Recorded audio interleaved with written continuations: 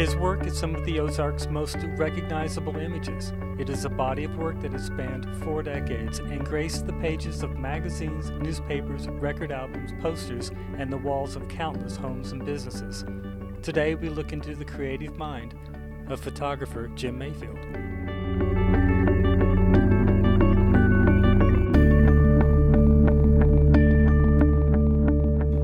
I think once I really got into photography, it's hard for me to go anywhere without seeing what I look at as a photograph. I see it, with a rectangle around it.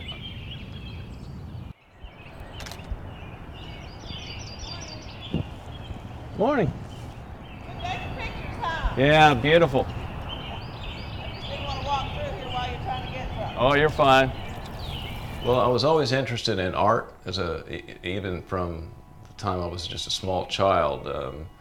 I remember in grade school I would work on bulletin boards for my teacher, just draw figures and stuff to put on the bulletin board when she would change them. Then I guess I just kind of stayed with art until the time I got into SMS. It was SMS at that time. There I ran into Robert Johnson, and he really got me stimulated in as far as doing photography. Finally wound up finding out about Art Center College of Design out in Los Angeles. So I applied there and got rejected the first time that I applied. And I guess I waited a few more months and then reapplied and finally got into that school. I probably have a tendency more to get out in the afternoon.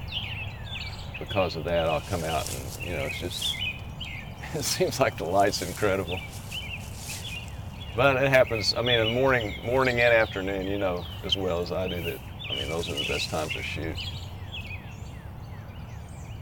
Probably early on, I was really taken with Salvador Dali.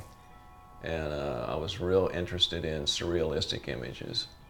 And I still am. I don't do as much of that, but I still enjoy compositing, which now with today's Photoshop software, you can do that stuff a whole lot easier. Years ago, you would have to go into the darkroom, and if you had access to several enlargers, then you could kind of do an assembly line thing in there by printing different negatives and different enlargers and moving along and overlapping. I took a workshop with Jerry Yulesman out in San Francisco in the 60s, and he's probably one of the best known artists as far as being able to composite images like that with the old techniques. Oh, right in here there's some real fine little cobwebs. These things are really great when they open up, they just have a really nice fragrance.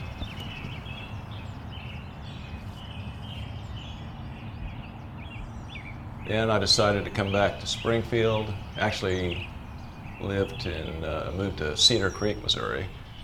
Lived out in the country there. I found a place on 80 acres that was real close to Bull Shoals Lake, and had a smokehouse in the back of it, which I turned into a darkroom. I insulated it and built a sink and made that my darkroom. So my time spent there at Cedar Creek really was real beneficial to me as far as kind of developing my own style. That was about the time that I started doing some of the Ozark portraits. I'd drive around, just drive through the country there and run onto people and stop and visit with them and just ask if I could take their picture, and went up getting some pretty interesting portraits of just typical Ozark people. Color just has a different impact than black and white. Black and white is real dramatic, but I shoot just about everything anymore in color. With today's technology, you can change color to black and white real easily. Come on, fish. You have to be patient. There we go. I feel like I had some good teachers along the line. When I went to school out in California, there was a guy named Glenn Vilpu who was a painter. and taught a composition class, and I think I probably learned something from him as far as composition, but it almost feels like, you know, I just sort of had a natural ability to organize things. And that's really kind of what composition is. It's an organization of the elements within your rectangle.